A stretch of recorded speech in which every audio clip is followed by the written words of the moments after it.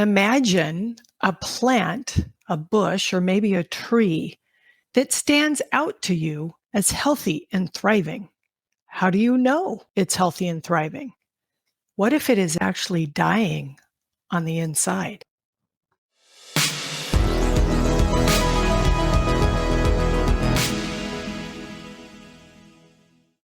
We all know that a plant is only as healthy as its roots.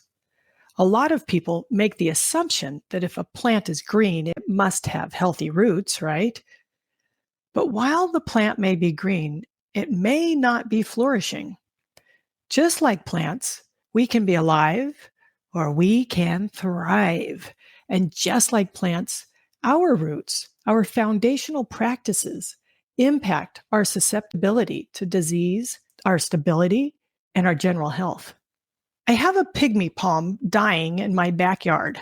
For the longest time, it looked beautiful. It looked healthy and thriving. We haven't changed anything in how we care for it. So why did it start to die? There's actually a long story here, and I won't bore you with the details. But in a nutshell, it all came down to the roots did not have the proper care and environment. Like my pygmy palm, people can sometimes look great on the surface, but we may not be doing so great on the inside. Diet, movement, rest, self-awareness, connection to nature, meaningful work, play, social bonding. These are our roots. While we can turn to the finest fashion, cosmetics, hair design, all that to look good, nothing replaces these levers for feeling and doing good. In order to operate in your element, you have to embrace personal leadership, which means taking ownership of yourself and your circumstances and taking the initiative to find solutions to your challenges. So how well are you taking care of yourself? As social creatures, we humans do best when we tap into each other for support, for expertise and feedback. Today, we're returning to the expertise of John J. Ratey, MD, best-selling author and doctor of psychiatry with decades of research and practice from which he gleans his wisdom. Dr. Ratey refers to those wellness roots as levers. The first half of his interview, which was our last episode, focused on one lever, exercise. I asked him about exercise's impact on another lever, sleep. Here's what he had to say about that and more. All these things work together, like you knew I would say. They do work together. What I have learned to call the wellness levers, different levers of wellness. One being sleep, one being exercise, diet, being outside, being in nature, being connected, perhaps again being the most potent lever, having a relationship with someone that you care about and all that, having a goal, purpose in your life. And for a kid in school, the purpose is to grow and to play and to learn and to develop so that the future is brighter for you. I love that. Wellness levers. What a great name. I know diet being one of them. And in Go Wild, you guys talk about glucose. And I got to tell you, back when I read the book, I thought, wow, I will never eat another piece of bread again. I felt like I was going to be really eating poison. So I think a person would argue around the whole, what about whole grain or sprouted grain? I thought that was supposed to be healthy. It's good fiber. Yeah, no, and we make an emphasis on the toxicity of glucose. And there we're talking really about high levels of glucose, however you get it. If you eat a lot of whole grains, a lot of it, you're going to have high glucose levels. Even though you might have good fiber to help deal with it, you're still going to have high glucose levels. And this leads to fat, because if you have too much glucose and you can't deal with anything, can't use it, you store it in your fat cells. And it also leads to inflammation because the high glucose levels cause an inflammation in your body. And this is a problem. The chronic inflammation is seen as a big cause of disorders and diseases. So for our listeners that are not familiar with it, how would you describe glucose? Where am I Well, getting my glucose from? you're getting your glucose from mainly from processed food, from adding sugar to your coffee or tea or your soda drinks. I mean, huge amount of glucose there. So like you saying you never eat a piece of bread again, or you thought you shouldn't. Yeah, because there's a lot stored in wheat and in our diet, so that you have to pay attention to that a bit. That's not to say, there's some people that I know and have met and along the way that will think just as you did reading Go Wild, that, oh my God, I had a piece of bread. It's like, oh Lord, how could I have, because they know the dangers of it. And it's not, I mean, that was on the irrational side, right? I mean, it's not like you can't eat any glucose because you wouldn't be able to eat much at all. Right. It's just a matter of really, knowing what you are eating and knowing what it can do to you. So, glucose is the ultimate energy source within our body. All of our cells use glucose. That's how we, work. But it's glucose is there in our fat cells and all over our bodies, and it's just a matter of not taking so much in as we all do too often, and lead to all kinds of trouble. Pre-diabetic, diabetic, oh my God, just anybody uh, who ages, you get there. And that's a problem. Yeah, the diabetes is definitely on the rise. It's a good policy to really just pay attention to what you're eating and know that a glucose load is a glucose load. And having pasta every night is a problem because those wonderful, and believe me, I love pasta like everybody, and or pizza. It's like many tablespoons of sugar you're taking in because that's what the wheat or the rice or whatever the pasta is eventually broken down to sugar. Vitamin D doesn't always make the list of important vitamins for some reason. How do we get it and why do we need it? We get it through a diet and we get it through sunshine. And we need it because it is a key factor in almost all of our internal chemistry. It's a cofactor. It's very important. Important for our bones, for our health, for our immune system, and for our mood. All this we know. So yes, I'm not sure why it never got included, but it's really crucial for us to have adequate levels of vitamin D. Now, in today's age, there's a lot of fear around skin cancer. So you see a lot of people avoiding the sun. The use of sunscreen. Does sunscreen interfere with vitamin D absorption? Certainly can. I don't think that's the main agent, though. I think people not being active, not being out there in the environment, and not paying attention to their diet. I mean, you take in a lot of vitamin D, and you probably take in an adequate amount if you eat a balanced diet. And then going back to sleep, vitamin D helps with sleep. Yeah, I don't think it's as cut and dry as you're making it, but Okay. because there's a lot of things that affect sleep a lot. But the big issue is getting enough sleep and paying attention to it, and especially with our little devices that are ever present in our hands all the time. You wake up with your cell phone. You use your cell phone to lull you to sleep, and it can be very destructive to getting enough sleep overall. And it's so important because our brain needs it, your body needs it, your mood needs it.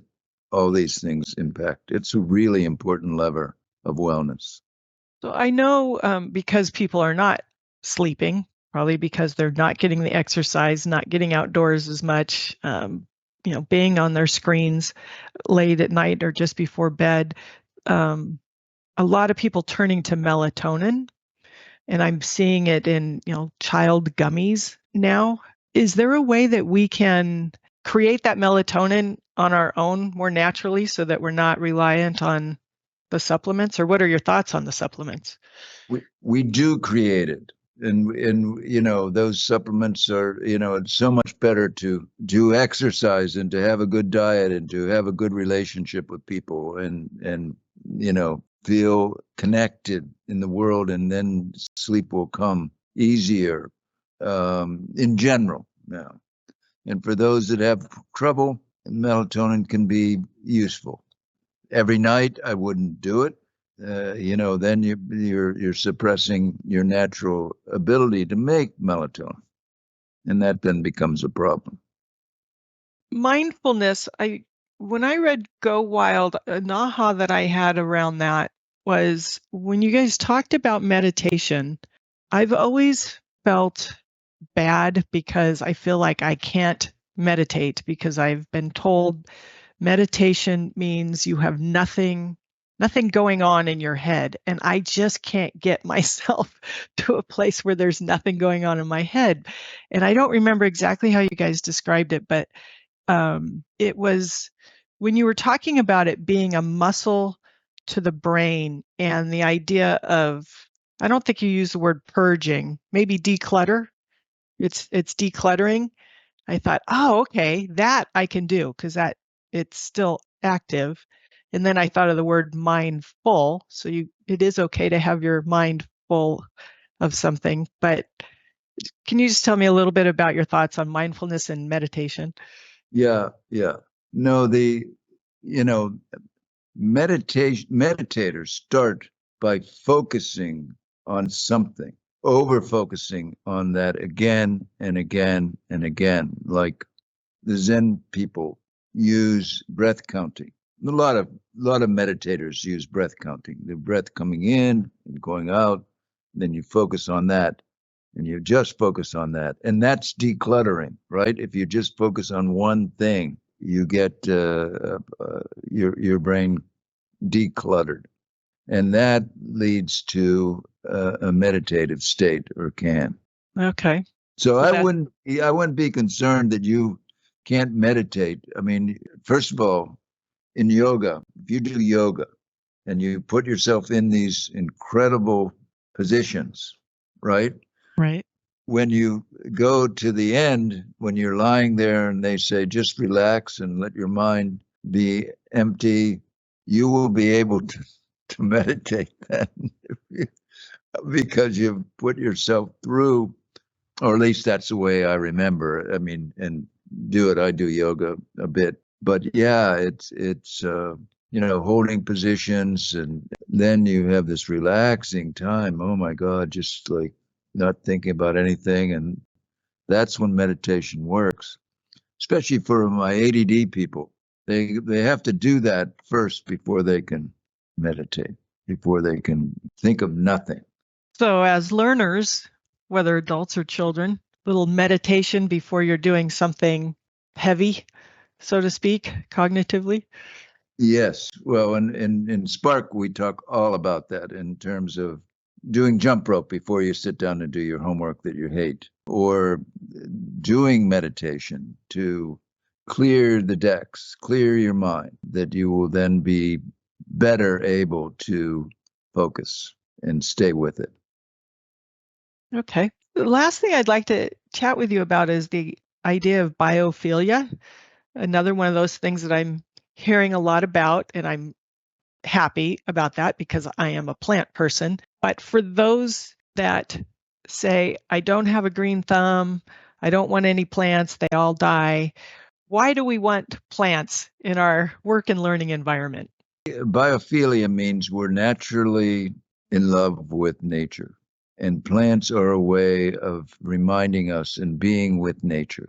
A simple house plant, like behind you, you have these plants, right? It's a cheap way of being in nature, but and in other words, you're not out in your garden or out on a walk by the seaside. The nature. It's not just plants. Plants are part of it, but a big part of it. Oh my God, we spent 5 months in Hawaii, and I'm just addicted to the palm trees that right outside of our third-story window. We're at the top of these palm trees where the birds come at night, and watching the birds come in and just I want to hug the trees. I really do.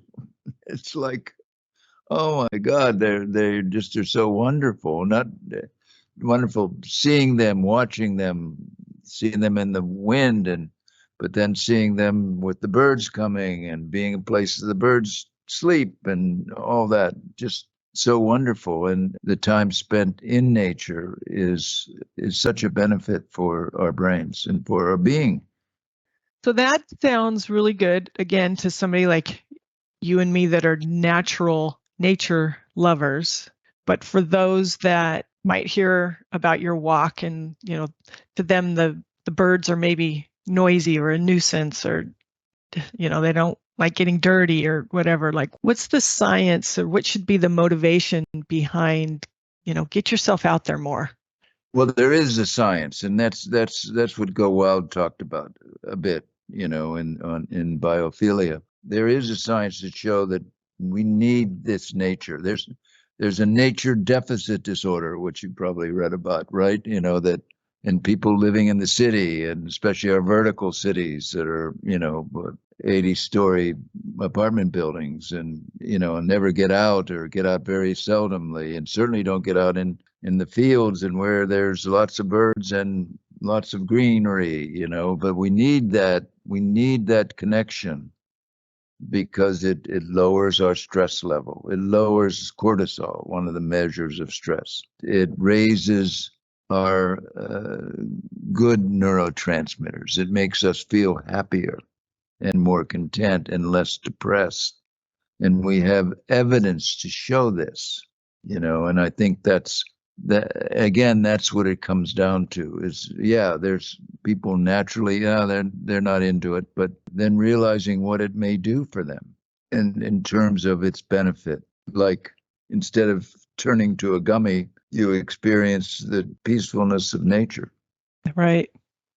Just kind of wrapping up here, if you could picture yourself as a parent that's, trying to raise a child or teen in today's world, your advice to parents as far as an area of focus for their children's overall well-being. Overall well-being is being a great role model by, getting into being well, all the stuff that we've talked about, educating your children about why. That it's not just because, I'm just a green thumb and therefore I'm interested in nature, but the kinds of things that benefits that can accrue from them doing these healthy kinds of activities. And for the younger kids with parents there is playing with the children, playing with the kids, putting down your cell phone as well as their device and playing with them. There's nothing like it in terms of benefiting both you and them. I mean, it's such a lost art in a way for so many parents because our devices take us into wonderful worlds, but play with them. Get 2 headsets of VR, people, and Right. All right. that kind of interaction is precious. Precious. I agree. Well, John, I really appreciate you taking the time. And, speaking of technology, I am feeling thankful for technology that you and I can be talking on opposite coasts. And it's really been an honor to be able to meet you and chat with you. I really enjoy your work. I think that you've done some very impactful work. Well, thank you. It was fun. Enjoyed talking with you and loving the work you're doing and helping kids find their best selves.